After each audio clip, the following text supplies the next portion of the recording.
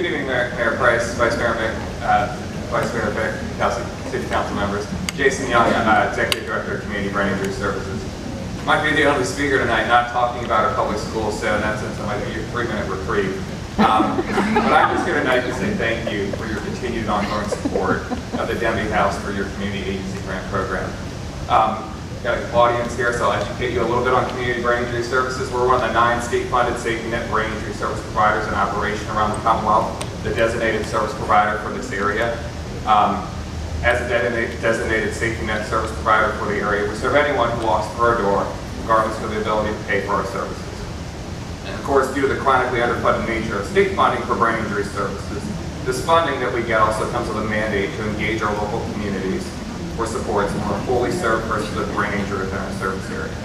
So having your support, having the City of Newport News support, is critical for our ability to not only meet that state mandate, but it's also critical to allow us to efficiently and effectively serve citizens with brain injury here in Newport News. Our services help survivors and their families continue to live in our communities with maximum independence, proper supports. In many cases, our services simply help ensure that people are able to live safely in their homes in our community, while helping them to manage and live with a lifelong disability resulting in their brain injury. The services we provide are very cost effective, as they help to keep individuals living in our community and out of more costly institutional settings, whether that be a nursing home, a hospital, or a criminal justice system. And our services are provided as long as a survivor needs them. And for many of the individuals that we serve, due to the level of their disability, that is for an extended and ongoing period of time. Last year, the Denby House was able to provide nearly 1,600 days of intensive services to Newport News citizens with brain injury.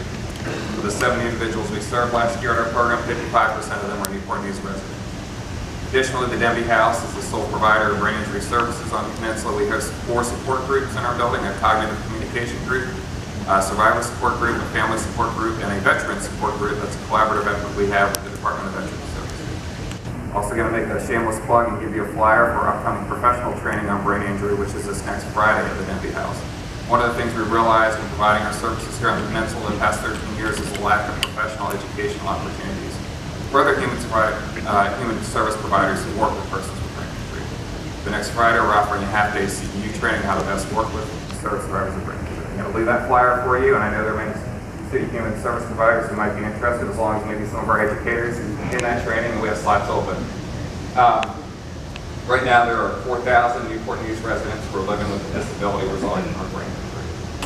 And the funding that you give us sends a strong statement on the value of having a diverse service system here that supports the needs of persons with a variety of disabilities, including brain injury. So on behalf of our agency, we have over 270 survivors that we serve across our services last year. I want to say thank you for your ongoing support, your partnership that allows us to provide a more systematic and streamlined service system for survivors of brain injury here at Newport News.